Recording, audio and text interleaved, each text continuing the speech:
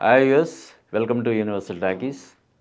మొత్తానికి 'అఖండ 2' సినిమాకు సంబంధించినటువంటి వివాదాలన్నీ కూడా పరిష్కారం అయ్యాయని తెలుస్తుంది. ఇంకా అధికారికంగా మనం ఈ వీడియో చేస్తున్నప్పటికీ ఇంకా అధికారికంగా ప్రకటించకపోయినా కూడా రేపు 12వ తారీఖున ఈ సినిమాని ప్రేక్షకుల ముందుకు తీసుకొచ్చేందుకు సన్నాహాలు చేస్తున్నారని చెప్పి మనకి తెలుస్తోంది. దీనికి సంబంధించినటువంటి అఫీషియల్ అనౌన్స్‌మెంటు మరికొన్ని గంటల్లోనే వచ్చే అవకాశం ఉంది. అంటే అనఫీషియల్‌గా తమ్మారెడ్డి భరద్వాజ లాంటి ప్రముఖులు ఈ సినిమా 12వ తారీఖు వస్తుందని చెప్పి లీక్ చేశారు. కాబట్టి ఖచ్చితంగా ఇది అంటే 5వ తారీఖున రావాల్సినటువంటి ఈ సినిమా ఒక వారం రోజులు ఆలస్యంగా 12వ తారీఖున ప్రేక్షకుల ముందుకు రావడానికి సిద్ధమవుతోంది. అంటే బాలయ్య సినిమా వెంకటేష్ బర్త్‌డే సందర్భంగా వెంకటేష్ బర్త్‌డే డిసెంబర్ 13 ఒకరోజు ముందు వెంకటేష్ బర్త్‌డే సందర్భంగా వస్తుండడం అన్నది ఒక చిన్న విశేషంలాగా మనం చెప్పుకోవచ్చు. అయితే ఈ సినిమా వాయిదా పడినప్పటి నుంచి అంటే 4వ తారీఖు సాయంత్రం నుంచి ఇప్పటివరకు కూడా ఈ సినిమా గురించి పుంఖానుపుంఖాలుగా వ్యాసాలు గానీ, ఆర్టికల్స్ కానీ వస్తూనే ఉన్నాయి. టీవీల్లోనూ, యూట్యూబ్‌లోనూ ఇలాగా ఎన్నో డిబేట్స్ జరుగుతూనే ఉన్నాయి. ఇదంతా కూడా ఆ సినిమాకి ఖచ్చితంగా ఒక మంచి బ్రహ్మాండమైనటువంటి పబ్లిసిటీ ఇచ్చే ఇది ఉంది. అంటే ఏదైతే చిన్న నెగెటివ్ ఇది ఉందో వాయిదా పడడం వల్ల ఫ్యాన్స్‌కి కలిగినటువంటి డిసప్పాయింట్‌మెంట్ కానీ, డిస్ట్రిబ్యూటర్స్‌కి, ఎగ్జిబిటర్స్‌కి కలిగినటువంటి అసౌకర్యం ఇయన్నీ కొంచెం పక్కన పెడితే, ఈ వారం రోజులుగా ఈ సినిమా గురించి జరుగుతున్నటువంటి విపరీతమైనటువంటి ప్రచారం ఈ సినిమాకి డెఫినెట్‌గా ఎంతో కొంత ప్లస్ పాయింట్ అవుతది అని చెప్పి అందరూ భావిస్తున్నారు. కాబట్టి వసూళ్ల పరంగా ఏదైతే డిసెంబర్ 5న విడుదలయ్యి అసాధారణమైనటువంటి విజయం సాధిస్తుందనే అంచనాల మధ్య రావాల్సినటువంటి సినిమా ఒక వారం రోజులు ఆలస్యంగా వస్తున్నప్పటికి కూడా ఏమాత్రం వసూళ్ల పరంగా ఏ విధమైన ప్రభావం లేకుండా అది అంతే స్థాయి వసూళ్లు సాధిస్తుందని చెప్పి అంచనాలు వెలువడుతున్నాయి. ఇంకా చెప్పాలంటే ఇంకా ఎక్కువ డిసెంబర్ 5న విడుదలైతే ఎన్ని కోట్లు కలెక్ట్ చేసేదో దానికి మించి ఒక 5%, 10% ఎక్కువే వస్తది కానీ తక్కువ రావడానికి అవకాశం లేదు అని చెప్పి చెప్తున్నారు. అంటే ఇప్పుడు మళ్ళీ కూడా డెఫినెట్‌గా డిసెంబర్ 11వ తారీఖు నైట్ కానీ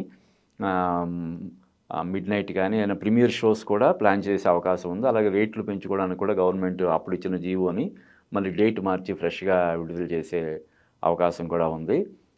అంటే జనరల్‌గా ఒక సినిమా విడుదల వాయిదా పడితే ఆ సినిమాకి సంబంధించి క్రేజ్ ఎంతో కొంత తగ్గుతది. కానీ ఈ సినిమా విషయంలో మాత్రం క్రేజ్ తగ్గకపోగా ఇంకా పెరిగిందని చెప్పొచ్చు. అంటే సినిమా చాలా అద్భుతంగా వచ్చిందన్న ప్రచారం ఏదైతే ఉందో అది ఇంకా జనాల్లోకి బలంగా వెళ్ళింది. ముఖ్యంగా ఈ సినిమాకి కేవలం మన తెలుగు రాష్ట్రాలు ఆంధ్ర, తెలంగాణ, రాయలసీమ ఈ 3 ప్రాంతాల నుంచే దాదాపుగా 130 కోట్లు డిస్ట్రిబ్యూటర్లు, ఎగ్జిబిటర్లు చెల్లించారని చెప్పి మనకు తెలుస్తుంది. అంటే వాళ్ళల్లో ఒక నిర్మాత మేము ఇప్పటికి వరకు అందరం కలిసి ఒక 130 కోట్ల వరకు చెల్లించాం. ఈ విడుదల పరంగా ఇంకేదైనా ఎక్కువ రోజులు వాయిదా వేయాల్సొస్తే మాత్రం ఆ డబ్బులు మాకు వెనక్కి ఇవ్వాలి. లేకపోతే మేము చాలా నష్టపోతాం. మేము రూ. 5, రూ. 10 వడ్డీకి తీసుకొచ్చి మీ డబ్బులు మేము జమ చేశాము అని చెప్పడం వల్ల అంటే కేవలం థియేటర్ గల్లగా ఈ 3 ప్రాంతాల నుంచే 130 కోట్లు బిజినెస్ అయ్యిందా అని అందరూ ఆశ్చర్యపోయారు.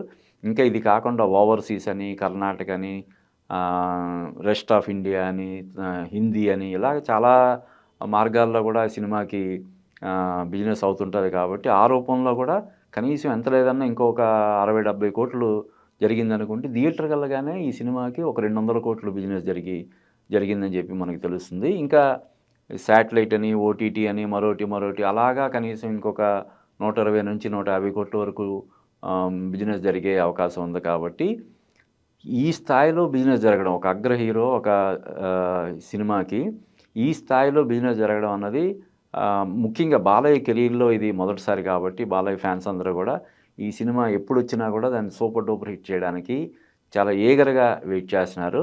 ఏదేమైనప్పటికి కూడా ఏదైతే ఒక వివాదం ఫైనాన్స్‌కి సంబంధించినటువంటి ఒక వివాదం వల్ల విడుదల వాయిదా పడడం, దానికి సంబంధించి రకరకాల ఊహాగానాలు చెలరేగడం, ఈవెన్ ఈ సినిమా ఆగిపోవడంలో అర్ధాంతరంగా, అనూహ్యంగా లాస్ట్ మినిట్‌లో ఆగిపోవడంలో ఏదైనా కుట్ర జరిగి ఉంటుందనే కోణంలో కూడా అభిమానులు ఆందోళన వ్యక్తం చేశారు. అంటే బాలయ్య వరుస విజయాలతో దూసుకుపోతున్నాడు. వరుసగా 4 సినిమాలు హిట్ అయ్యి 5వ సినిమాతో కూడా సూపర్ హిట్ కొట్టడానికి రెడీ అవుతున్న టైంలో కావాలని ఆయన స్పీడ్‌కి ఒక దీనిలాగా ఒక స్పీడ్ బ్రేకర్ లాగా చేయడం కోసం కావాలని ఎవరో కొంతమంది కుట్ర చేసుంటారని అలా కూడా కొన్ని ఆరోపణలు అయితే కొంతమంది చేశారు. కానీ బాలయ్య లాంటి స్టేచర్ ఉన్నటువంటి వ్యక్తికి కుట్ర చేసే సాహసం ఎవరు చేస్తారు? బాలయ్య గురించి అందరికీ తెలిసిందే.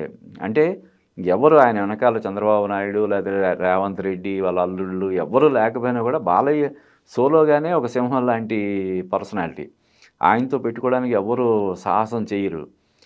పైగా ఆయనకి పొలిటికల్‌గా కూడా ఆయన ఎంత స్ట్రాంగో మనం చూసాం. ఆయన 3 టైమ్స్ ఎమ్మెల్యే. వరుసగా ఎమ్మెల్యే కూడా హ్యాట్రిక్ కొట్టినటువంటి ఘనత బాలయ్యకుంది. కాబట్టి బాలయ్యతో పెట్టుకోవడానికి ఎవరు కూడా అటువంటి ప్రయత్నం చెయ్యరు, సాహసం చెయ్యరు. కానీ ఇదేంటంటే అది కూడా ఈ వివాదం ఏదైతే ఉందో, ఈ వివాదం ఈ సినిమాకి సంబంధించినటువంటి వివాదం కాదు.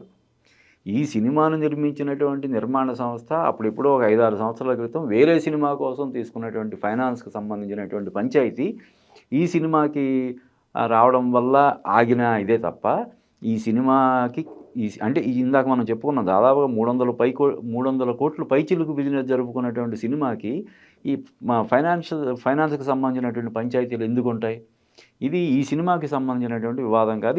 ఈ విషయం జనాల్లోకి ఇప్పటికే బలంగా వెళ్ళిపోయింది. ఈ వివాదం ఎప్పటిదో వేరే సినిమా కోసం తీసుకున్నటువంటి ఫైనాన్స్ తాలూకు బకాయికి సంబంధించినటువంటి వ్యవహారం ఇది అని చెప్పి జనాల్లో కూడా బలంగా వెళ్ళిపోయింది.